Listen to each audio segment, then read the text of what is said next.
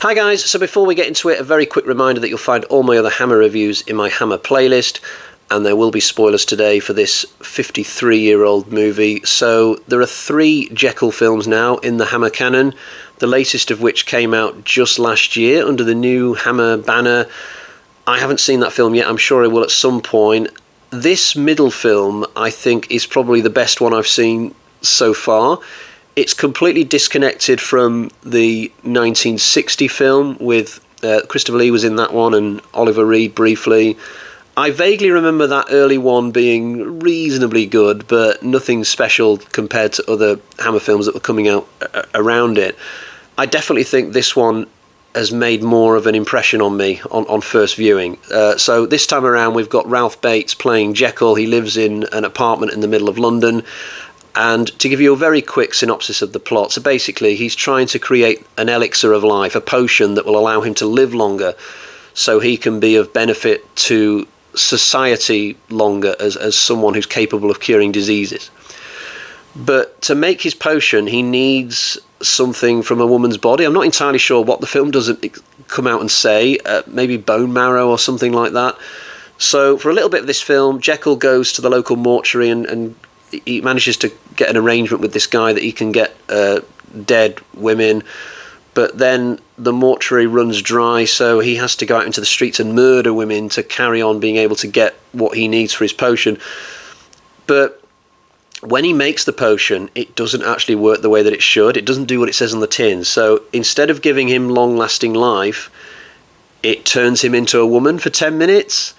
And then when he tries the experiment again, it seems to turn him into a woman for even longer. And even though the film doesn't say it, I think what's happening is that the longer this story goes on, the longer these spells as a woman become. And I think Jekyll is absolutely petrified that eventually he'll just wake up and be permanently this female side of him. Because I think eventually in this film, he doesn't even need to take the potion anymore. He's just becoming a woman every now and again naturally. It's like he can't get rid of it once this whole process has started. Now, at first, it might seem that this whole plot is just a regurgitation of a lot of the other Hammer films from the 60s, mainly the Frankenstein ones, but also that old Jekyll film. It does seem like we've had quite a few films at this point where the main character has been a scientist in a lab with, beakers of all sorts of coloured liquids, and he's trying to come up with something, and he's both a good character and a bad character at the same time. Yeah, we've done that kind of stuff to death, but I think there's a lot about this film that just still makes it enjoyable, even though we've kind of seen it all before. And one thing that I found fascinating about this was wondering just how much of Jekyll goes into Hyde, because the two characters, if we treat them as two separate characters, they have obvious similarities and also very big differences. They both murder people.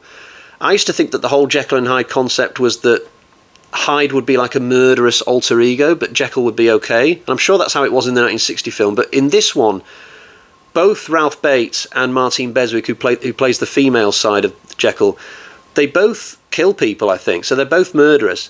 And yet they both have very different outlooks on sex, which is weird. So Jekyll, the guy, he absolutely has no interest in women. In the first half of this, there's literally a gorgeous woman rapping on his door, not interested.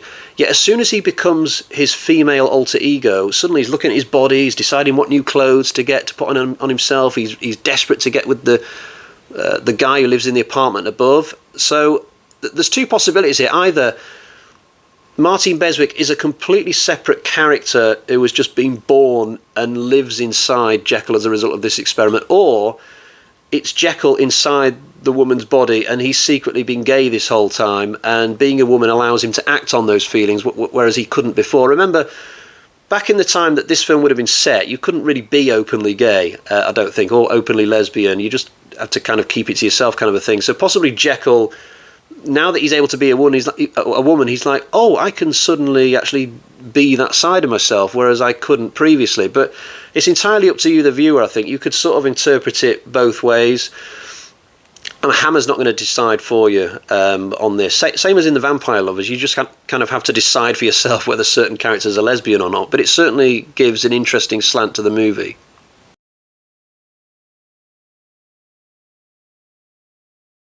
Easily my biggest pleasure of this movie, though, is the London setting. It just looks fantastic. The cobblestone streets, the random explosions of fog, especially at night time. It's got a real atmosphere to it. Plus, it feels different at this stage of Hammer's run. If you watch the films chronologically, like I've mostly been doing, by the time you get to the 70s, you probably want a more urban setting like this. You know, I love the European Gothic villages that you get in so many of the 60s Hammer films, but it's nice to get a change at this stage in proceedings, and you get that with this film. London, I struggle to believe that this is a realistic portrayal of London back in the day, but it's certainly a fun bit of world building that's been done here. Everywhere seems to be cobblestone streets and alleyways. It's just a maze of them, and you get the feeling that they go on forever. Like, if you sent a drone up into the sky in this film and just looked down, I think it would probably look like David Bowie's Labyrinth. It would just be like endless miles of twisty, curly streets and alleyways, nowhere like with a big open space in it or anything like that. But it's a fun idea just for this movie. And there's a massive rich-poor divide in this film as well, like really over-exaggerated.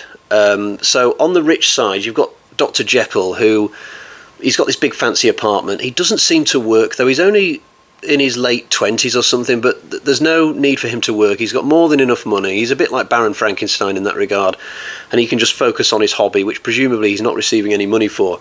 And just above him, in another apartment, you've got these characters, Susan and Howard, who are brother and sister, and their mum lives with them as well. When I say apartments, don't get an image of like tiny London flats or anything. These places are like proper upmarket apartments, like the equivalent of which these days you might find in like Kensington or Knightsbridge or something like that. You know, the proper top range apartments that are out of the price ranges of most people. Susan and Howard live in such a place, and just like Jekyll, they don't need to work. They're only in their 20s, and they just sat around in their drawing room all day long, bored, because there's no need for them to work in life. Occasionally they might plan to go to the opera, but that's about it. And both of them are just permanently horny. Like, it's all they think about. Susan just sits around thinking about Jekyll and how she can get with him.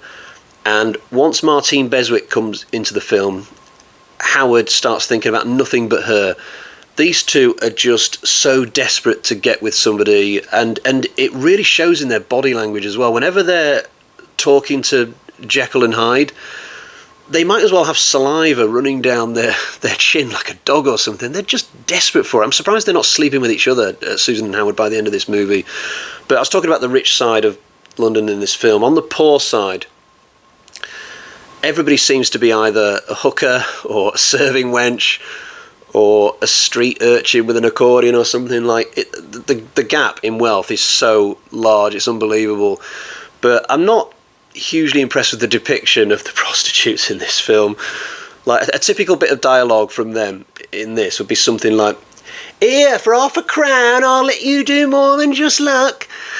And I'm thinking, come on. I mean, I don't use prostitutes personally, but if I did, I would probably want them to act like normal speaking people rather than just this really exaggerated persona, you know, "Oh, I know what you want."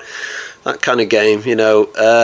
But they're on top of each other as well, the rich and the poor in this film. Like, Jekyll could come out of his apartment and look across the street, and there's probably a tavern with 6 prostitutes stood outside it. That's the weird thing about this movie, but I do like the outdoors in this. Like, you look up in the sky, and yeah, there's probably paintings there. It reminds me a lot of the skylines in Mary Poppins and all that, except in that film probably the streets were a lot wider. They had a bit more money to throw at the outdoor locations. But certainly the highlight of this film, the standout part of this film, is just all the, the cool little quirks of outdoor society. There's a random lime pit in the middle of the streets, and I need to look this up on the internet because I'm desperately curious. Why would there be a lime pit in the middle of like a London town street? Because it seems to just exist in this film, just in case any citizen's justice needs to be done and somebody needs to be thrown in to be killed.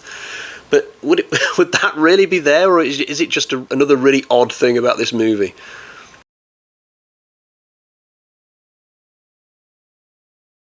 The Professor's a good character in this. He seems to fill the same space as Paul in The Curse of Frankenstein. He's Jekyll's confidant, his nearest friend, even though they are completely different ages. But he went on to be a better character in this than I thought he was going to be, because he starts off being just another horny Howard. He's looking at women all the time. He's not really listening to what Jekyll's got to say. But as the film goes on, he proves to be very intuitive about the fact that it is Jekyll behind the murders, even though he doesn't have much evidence to come to this conclusion. And he's only really thrown off the scent in the end by the fact that nobody would come up with the idea that Martine Beswick is actually Dr. Jekyll. But decent character. I don't understand why he's directing the police in some scenes. It's almost as if he's moonlighting as the chief of police, this professor. There are whole scenes where he's telling the police what to do and they are listening. You know, it's like in this film, the rich side of society can direct the police to a certain extent. But I'm going to talk a little bit about the police, actually, because it's very easy for Jekyll to go out and murder people in this film. When he goes out into the streets, his only opposition is basically one Bobby with a whistle and a John Lennon lookalike with an accordion, and that's it. But this Bobby is hilarious. He's trying to patrol this whole area. I'm just going to call him Bobby because I don't think he has a character name.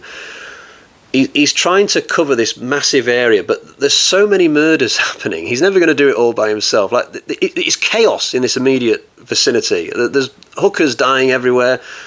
Women getting stabbed, there's people being thrown into lime pits, being hung up off banners, and I mean, it's like a bad week in Bosnia, and yet to cover all this, just one Bobby with a whistle, he doesn't even have a gun or a truncheon. Even if he caught the murderer in the act in this film, actually caught them stabbing a woman in an alley, what's he going to do? Just go, oh, murder! And like, nobody's going to turn up. Now, to be fair, I will say that later in the film, some more policemen do start to trickle onto the screen for the final few scenes. There was one scene where I could see like 4 policemen in the same frame, but for most of the film, it's just Bobby, and very, very funny that it would just be him. Other side characters I enjoyed in this, Burke and Hare. So they turn up, and immediately when I heard their names, I thought to myself, "Oh, they were like real life people, weren't they?" And yeah, a quick check of Google showed that I was right about that. So Burke and Hare were 2 murderers who operated in Scotland back in the day. Although only one of them was murderous, I think, and the other one was just kind of tagging along with it. But in this film, they're both murderers, and I just really liked them as sort of side villains, and that they have their little funny moments as well. There's one moment where I can't remember which one of them who says it, but he comes out with a line of dialogue like, he says some really long word, and then the other one says, he's very intelligent, is Burke, you know, and that just really tickled me. And they get brutal deaths, these 2. The mortuary assistant's a very good little character as well. I want to quickly talk about the ending. So at the end, we get something that's a little bit reminiscent of the finale of The Curse of the Werewolf, or Oliver Twist, if you've seen that film, the Oliver Reed one, where you've got everybody in the street and Jekyll is high up on a building, and it's all really tense because you think, oh, he's bound to fall off in a minute. It's a better ending than I thought we'd get for this film somehow, and yet it could have been so much better, because I think they should have had Susan up there on the roofs with Jekyll, because as a viewer, I don't think we're that bothered whether Jekyll falls off. He's a bad guy, really. He's done bad things in this. So are we bothered if he falls or not?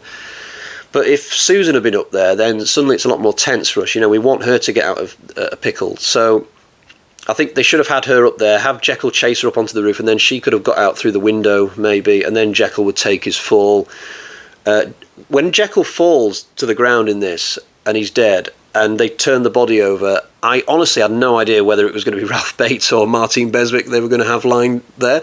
But my mind flashed back to the 1989 Batman film for some reason, when Joker takes that massive plunge and lands on the floor. When they turn Jekyll over, I swear I just wanted them to find one of those little things that goes... I don't know why that came into my mind. Obviously it wasn't going to happen, but it just came into my brain for some reason. But yeah, decent ending. I do want to quickly mention Martine Beswick before I wrap up, actually, because brilliant bit of casting there. I was worried going into this film that the transition from man to woman would be a little bit silly, and yet it's not. And I can put that entirely down to the casting of Beswick, because she could almost be Ralph Bates' sister, I think. They just have a little bit of a similarity for me. Like, the first time you see Beswick in this film, I looked at her face and I thought, yeah, I could absolutely believe that was Bates, like 1 second ago. Just the features kind of there's a similarity there somehow. So I think it's good casting. It's much better than if they just randomly put like Susan Denberg in there or somebody completely unsuitable. Plus, Beswick has got a very deep voice. I could believe that, yeah, maybe she was previously a man or something, and that's not meant to be disparaging towards Beswick. She's an absolutely gorgeous woman back in the day, but the fact is some women do have a slightly more masculine, deeper voice than other women.